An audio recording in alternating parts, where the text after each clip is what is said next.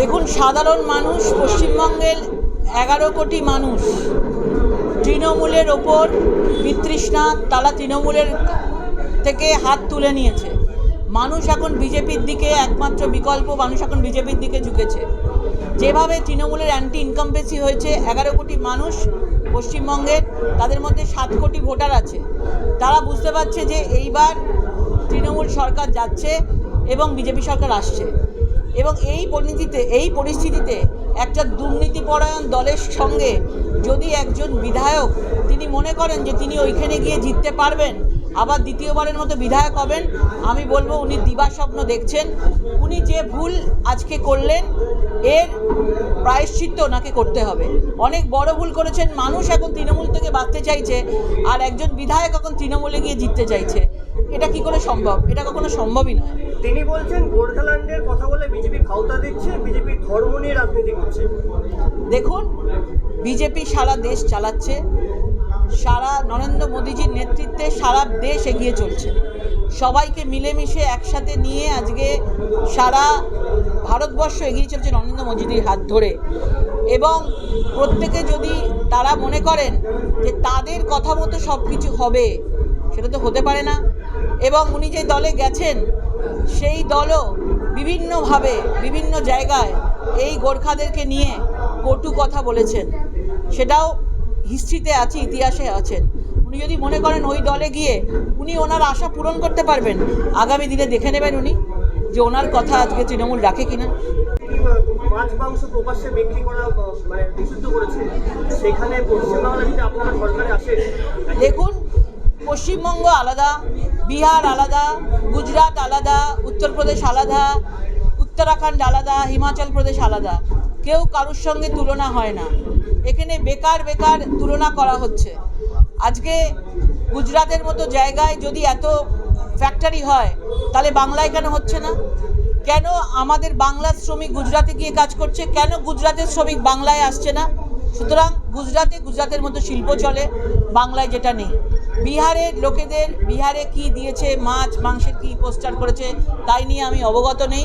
কিন্তু বাংলার মানুষ মাছে ভাতে বাঙালি আমরা বলি।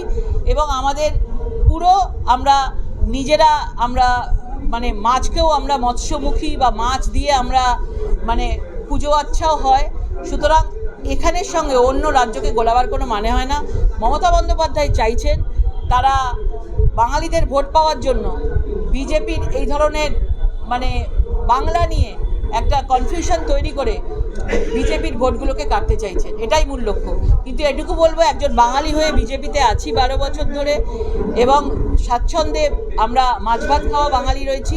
সুতরাং আমরা যতদিন বাঙালিরা বেঁচে থাকবে, মাছে ভাতেই বেঁচে থাকবে। এখন কোনো এসআইআর আতঙ্ক নেই। বারবার এটাকে মমতা বন্দ্যোপাধ্যায় নিজে এসআইআর ফর্ম ফিল আপ করছেন এবং তারপরেও অন্যদেরকে আতঙ্কিত করার চেষ্টা করছেন, যাতে এখানে এসআইআরকে নিয়ে, নির্বাচন কমিশনকে নিয়ে একটা আক্রোশ তৈরি হয়, বিজেপিকে নিয়ে একটা আক্রোশ তৈরি হয়। এটাই ফর্মুলা চলছে, এখানে কিচ্ছু নেই।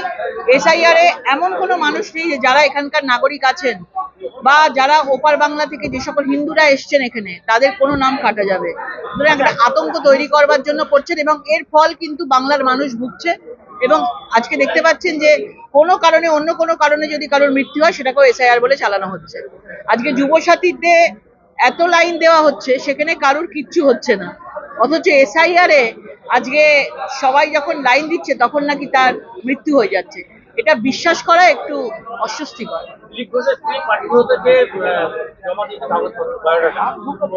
যে কোনো লোক দিতে পারে। আমাদের এমনই একটা পার্টি, বুথ স্তর থেকে শুরু করে যে কোনো লোক তার ইচ্ছা প্রকাশ করতেই পারে। এবার সেটা ঠিক হবে আগামী দিন যখন ক্যান্ডিডেট সিলেকশন হবে, তখন যারা থাকবেন সিলেকশনের দায়িত্বে তারা করবেন। কিন্তু যে কোনো কেউ পার্টিতে নিশ্চয়ই তাদের দাবিদার বা ক্যান্ডিডেট হওয়ার জন্য আগ্রহ প্রকাশ করতে পারে। প্রধানমন্ত্রী একটা টুইট করেছেন, আমি রামকৃষ্ণদেব বলেছেন, এই নিয়ে তৃণমূল সোচ্চার হয়েছে যে বাংলার মন্ত্রীদের এইভাবে অপমান করা হচ্ছে। দেখুন, তৃণমূলকে দেখে মনে হচ্ছে তৃণমূল যেন কোনোদিন কোনো সময় কোনো মুনি ঋষিকে নিয়ে কিছু করেনি। বিদ্যাসাগরের মূর্তি ভাঙা আজকে আমরা দেখেছি ঈশ্বরচন্দ্র বিদ্যাসাগরের মূর্তি ভাঙা। আজকে বন্দে মাতারাম যখন বলা হচ্ছে তখন বলা হচ্ছে জনগণের সঙ্গে বন্দে মাতারামের একটা বিরোধ ঘটিয়ে দেওয়া।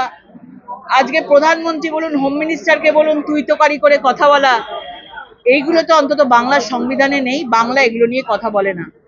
আর এবং বাঙালি বাঙালি করে তৃণমূল যে প্রচার করছে, আজকে এতগুলো শ্রমিক মারা গেছে সেই কারখানায় আনন্দপুরে, একটাও কোনো কথা তিনি বলেননি।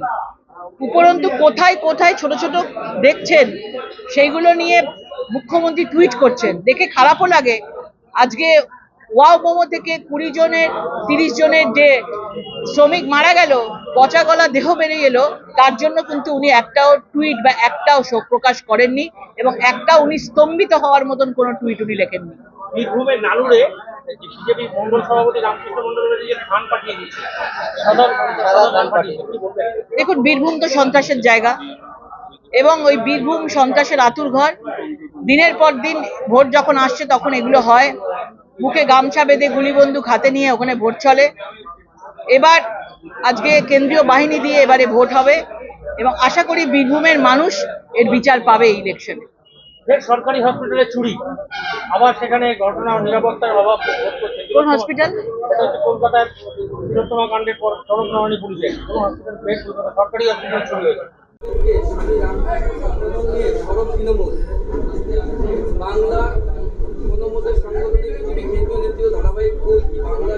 তৃণমূল সরব হয়েছে এদিকে। দেখুন, তৃণমূলের মুখে হয়তো এই কথা মানায় না। মমতা বন্দ্যোপাধ্যায়ের মুখে বিষ্ণু মাতা বলা, বিষ্ণু মাতা কোথায় আছেন এখনো খোঁজ পাওয়া যায়নি। প্রধানমন্ত্রীকে নিয়ে তুই তোকারি করা, সংবিধানকে অবজ্ঞা করা, হোম মিনিস্টারকে নিয়ে তুই কোন হরিদাস পাল বলা, অবজ্ঞা করা, এগুলোকেও ভুলে যায়নি। এবং যেভাবে ওনারা জনগণমন আর বন্দে মাতারামকে বিভক্ত করে রাজনীতি করতে চাইছে, আমার মনে হয় তারা খুঁজে খুঁজে চাইছে এই ধরনের কিছু বার করে নিয়ে জনসমক্ষে নিয়ে এসে কিছু ভোট পাওয়ার।